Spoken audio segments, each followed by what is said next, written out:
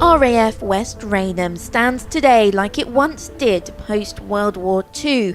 Much of what you see here is exactly what it was like when it officially closed in 1994, having been the UK's central fighter establishment. Today I'm visiting the owners of this control tower, who plan to turn it into their new home. Oh, hi Kirstie, nice to meet you. Welcome to the control tower, come on in. Thank you.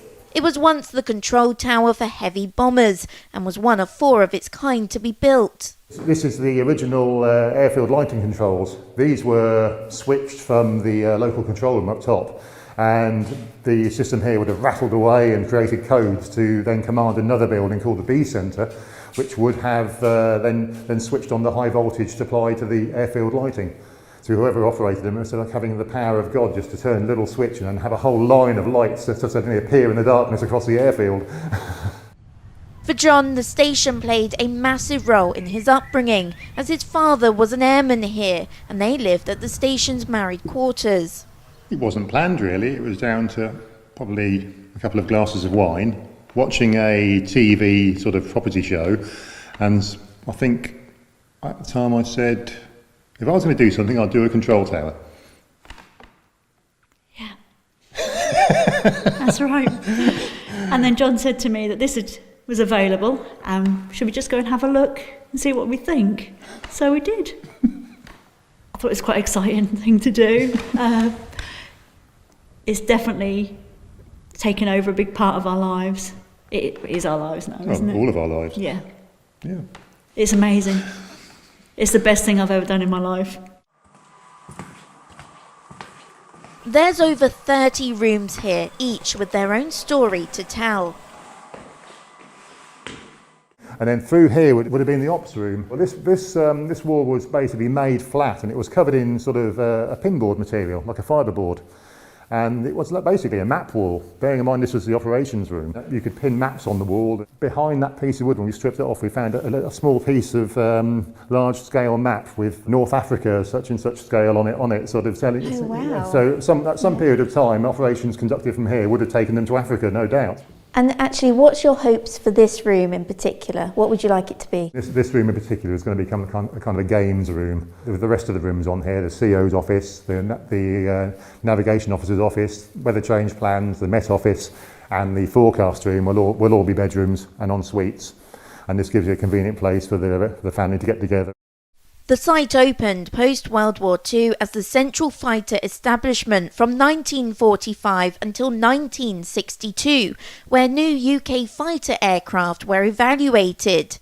Flying stopped here in 1976, but remained open as a missile-only station until 1994. It was later sold in 2006 and is now a residential and business park. They plan to turn the ground floor into a heritage site with memorabilia from the past. Our attitude is kind of not converting this into a house. It's about making our home within the control tower. As well as these amazing views, there is 2 things that have caught my eye here, and it's what I believe to be a safe and then the door next to it. But the safe isn't exactly what I'd expect because it's got a vent on it. Tell me a little bit about this. What makes it even more unusual is that in the back of the safe you also have a window. This is a pyrotechnic safe. The window was originally glazed, for want of a better word, using cement boards. In the event of an explosion of the signal flares and the rockets that were kept inside would actually blow outwards. Of course, the strong steel door on the front of the safe would contain that explosion within the safe. The vent, we believe, seemed to have been added much later on. When we took the tower on, there was a big extractor fan in the top pane of the window, and we believe this vent was just put in there to allow the airflow through. Now this takes us onto this door. This door is going to become a cupboard door, in a location quite close to where it came from. And this is the old ComSend door, and once upon a time somebody would have pressed a buzzer and knocked on here. Somebody would have looked through the sight glass at the person on the other side of the door, and they would have then passed signals out through the sliding hatch. Veterans who served here have helped with the project while also sharing their stories with the couple. Ed Durham is one of them. Big parade there. He was the station's commander who oversaw 66 Squadron and the Rapier Training Unit. They were stationed here from 1983 right up to its closure. Well, I was a pilot on 85 Squadron on my first tour, and on my second tour I was the station commander and the Bloodhound Force Commander. Bloodhound being a surface-to-air missile. Opposite the tower is Hangar 4, now owned by a local kitchen company. It was once a busy hangar for Ed and his comrades. Well, what can I say? It's the same shape. We didn't have windows and doors like that. Ours are all scruffy, not so many of them. A surprise flyover from the F-35 fighter jet then stole the attention.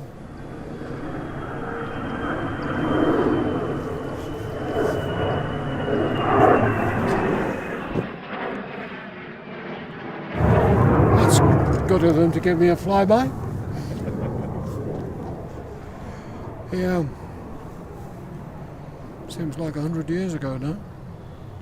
And 85. 85 Squadron, which is well, I was involved in, yeah.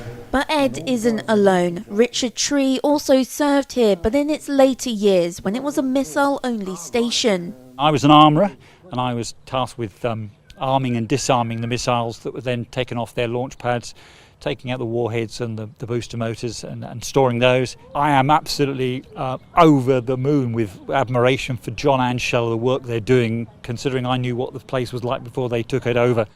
I find the most exciting thing about what we're doing at the moment is when you get the service personnel come round to have a look, and they just turn up and, you know, and you get their stories and the way their faces light up when they come to have a look round. It's like they relive in their youth again. Yeah.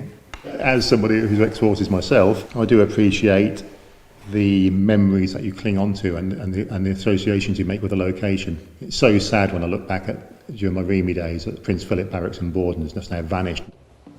And there's one more room to show. It's definitely the focal point for this control tower. Welcome to the dome, local control, or the visual control room. This isn't in the best of states. The building was derelict for many years. 2 of the panels have gone missing. This was all smashed up. I think we'd like to try and get it looking authentic again. It's going to take some time, and we're actually looking for some parts to make this complete. As well as Shelley and John's heritage floor, a memorial is being planned by the RAF West Raynham Association to remember fallen personnel who served here. We had such a success on establishing the memorial that the idea now is to go on in the next phase of fundraising, which we've just launched, is to raise something like £7,000 to put another face similar to this one here or the other side. Eventually we want to use every one of these faces. The intention is to get every name and rank and unit of all the people that lost their lives at West Raynham. The heritage site is due to open in September. Shelley and John's plans to turn the tower into a home will take a little longer. Kirstie Chambers, Forces News, RAF West Raynham. If you enjoyed this video, don't forget to like and subscribe to our channel.